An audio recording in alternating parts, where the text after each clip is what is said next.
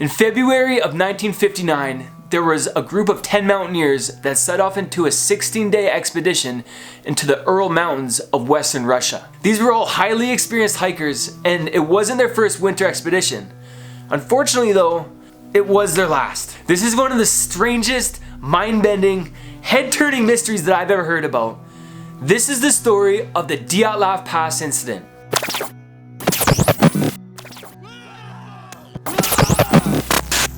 So all members of the group were experienced grade 2 level hikers, and this trip was designed to be tough, so by the end on their return, they were to receive their grade 3 certification, making them masters of the sport.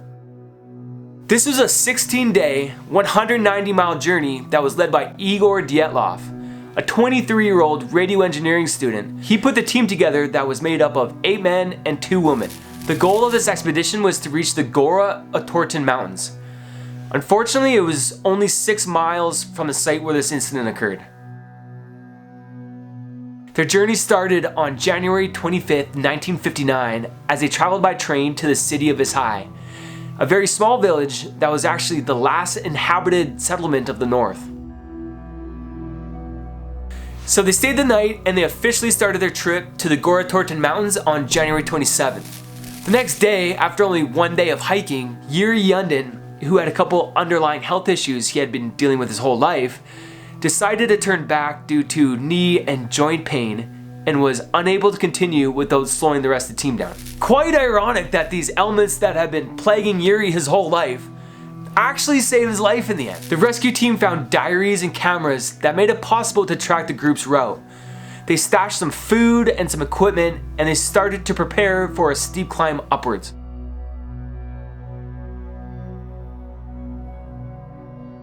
The weather conditions then took a turn for the worse as the team traversed through the now called Dyatlov Pass, which is now respectfully named after Igor. They then lost their bearings and got slightly off track due to the snowstorm, which would have greatly decreased their visibility.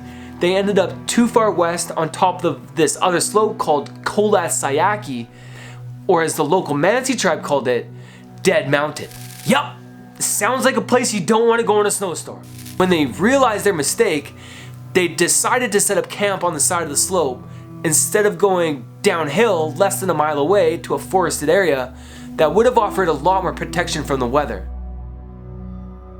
They then dug their tent nearly 6 feet into the side of the slope in their best attempt to shelter themselves from the extreme -40 Fahrenheit weather. So before Yuri Yundin left the group earlier on, Igor told him that he would send him a telegraph as soon as they returned. The message was expected by February 12th, but told Yuri not to be frightened if it was a few days late due to the unpredictable weather of the area. When the 12th passed and no message had been received, there was no immediate reaction until February 20th, when the hikers' relatives demanded a search and rescue operation. And actually, the first rescue group to go looking for the hikers consisted of volunteer students and teachers from the university that the hikers were a part of. Later on, the army and the militia with planes and helicopters were ordered to join this operation to find these hikers. On February 26th, the rescue team found the abandoned and badly damaged tent on Dead Mountain. The campsite absolutely baffled and confused the search team. The student who found the tent is quoted saying, "The tent was half torn down and covered with snow. It was empty and all the group's belongings and shoes had been left behind." So after some further research of the tent, they noticed that it had been cut open from the inside with a knife. So something scared these guys so bad that they decided to cut through their only shelter in a -40 snowstorm. Like, what? 9 sets of footprints were found leaving the campsite in a single file line, and the researchers found that these prints were either from people wearing one shoe or that they were barefoot. So what was it that made this team frantically knife their way out of their tent without any proper outdoor gear on and march out into a blizzard? I don't know. So the rescue team then followed the footsteps into the nearby forest, and they noticed something sticking outside of the snow. Once they got a little bit closer, they noticed this cedar tree beside this area of disturbed snow with all of its lower branches ripped off. That might suggest that one of the hikers tried to climb this tree in order to seek shelter from someone or something. And this is where they found the first two bodies.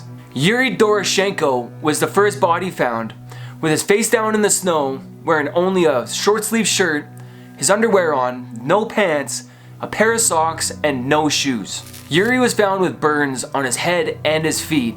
There was a gray fluid coming out of his mouth, and he was covered in scrapes and bruises. The gray fluid that was coming out of his mouth is a strong sign of blunt force trauma to his chest, either from possibly falling out of the tree or someone pushing down on his chest cavity with extreme force. Doroshenko's death was labeled as hypothermia. Yuri Krivonishenko was found next to Doroshenko and was found only wearing a long sleeve shirt, underwear, and one single sock. His body had heavy bruising all over, burns on his feet, legs, and hands, and a chunk of one of his knuckles was actually found inside of his mouth. It was later proven that both of these bodies were moved after death, suggesting that maybe the other hikers were carrying these bodies around and decided to leave them there when they ran out of stamina and just couldn't carry them any longer. The third body that was found was the leader of the group, Igor Dyatlov. He was found face up with cuts and bruises to his ankles and his face, and he also had a missing front tooth. The coroner stated that these injuries showed signs of a fistfight, but his death was still deemed due to hypothermia. Zenaida Kormagorova was the first of the women found. She was found better dressed than the other men, but her sweater had her right sleeve ripped off. She had cuts on her hands and bruising on her face. She also had a long bruise on her side, which was all a sure sign that she was in a struggle. 23-year-old Rustam Slobodin was the fifth body found a week later from the others. He was found face down, buried in the snow with internal bleeding inside of his temples and a large fracture on his skull. Whatever caused this fracture was unknown, but the coroner reported he most likely lived for up to an hour after this incident. This would have made Rustam extremely disorientated in his final moments, would have eventually collapsed on the ground and passed away from hypothermia.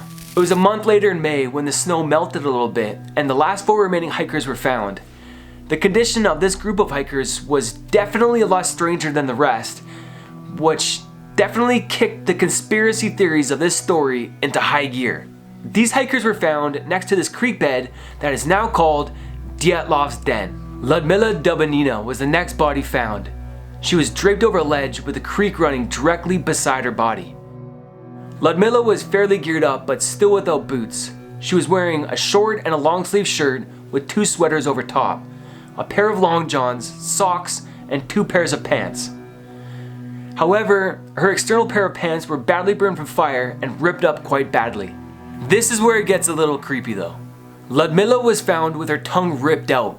Blood was found inside her stomach, which suggests she was still alive when this happened. Her eyes were missing and had massive hemorrhaging in the right atrium of her heart. The cartilage in her nose was completely shattered and had 10 broken ribs. They called her death due to the hemorrhaging of her heart, which was the first of the hikers that death wasn't called due to hypothermia. Semyon Zolotoryov was found better clothed and wearing some kind of footwear, although it was just the felt inner linings of his boots. Just like Ludmila, he suffered injuries to his chest. He had 5 broken ribs and a flail chest, missing soft tissue on his face and a deep gash on the back of his head. Zolotoryov was also found without eyes. He had a camera around his neck, obviously with extensive water damage, but they managed to retrieve the film and develop it, and after reviewing his photos, they realized he was taking pictures of some sort of light form in the sky.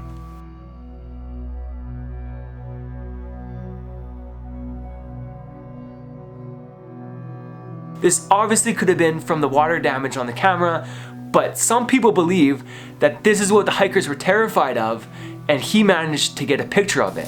So what made Zolotoryov grab his camera when everyone else was frantically leaving camp? I don't know. Alexander Kolotov was the 8th body found.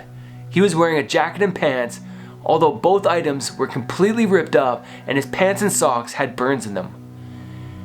He was missing his eyebrows, where just the bones were exposed, a broken nose, and a major gash behind his ear.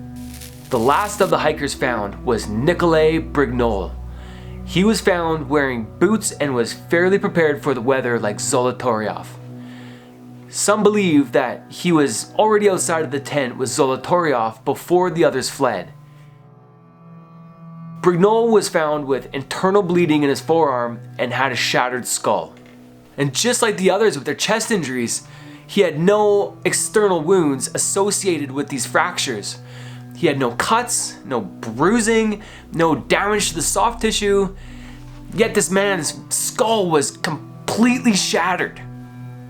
So there's been a lot of theories about the cause of this tragedy, some even going as far as speculating an attack from a Yeti. There was initial speculation that the indigenous Mansi tribe had attacked and murdered the group for encroaching on their land. Several Mansi people were actually interrogated, but the investigation indicated that the nature of these deaths did not support this hypothesis. Some evidence of this case would make you think avalanche, and that's what I initially thought, but in order for an avalanche to occur, there needs to be a slope greater than 30 degrees, and this area did not have that. There is also no sign of any recent avalanches. In fact, historically, there has never been any avalanches in that area, ever. They actually reopened this case in 2019, and they stated that this tragedy was actually caused from a specific type of avalanche called a slab avalanche due to the team digging their tent into the side of the slope. I still question this theory though, due to the fact that there was absolutely no sign of an avalanche when they first found this camp. An avalanche would have left a certain pattern and spread debris over a wide area, possibly would have damaged the tree line down below at the end of the slope, but it didn't. There was just no sign of an avalanche when they first found this campsite. Another strange fact about this case is that investigators found small traces of radiation on the hiker's clothing, sparking interest in alien enthusiasts that maybe aliens had something to do with it. So what do you guys think? It's a head scratcher for sure, I know. So comment down below, let me know how you guys feel about this case. And if you do dig this kind of content, please hit the like button for me and consider subscribing to the channel. And I'll catch you on the next one. Thank you so much for watching.